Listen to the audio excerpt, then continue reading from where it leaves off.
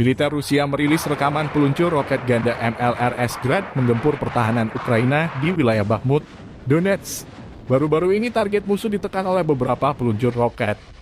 Roket 122 mm menghantam benteng dan pos komando, area perakitan, baterai artileri dan mortir, dan alat berat musuh.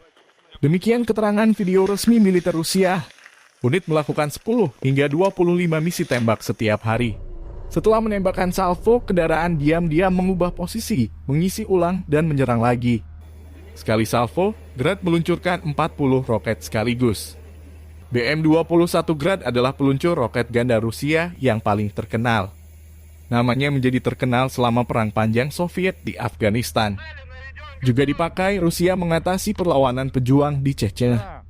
Sistem ini pertama kali digunakan sekitar tahun 1963. Menembakkan roket 122 mm, Grad terdiri dari peluncur 40 peluru pada sasis truk 6x6. Ada varian dengan 36 peluru pada sasis truk yang dikenal sebagai BM-21 Grad 1. Jangkauan maksimum roket adalah 13 mil atau 21 km.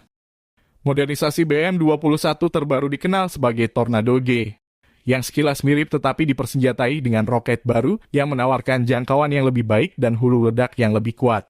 Senjata ini tampaknya juga muncul dalam konflik Ukraina.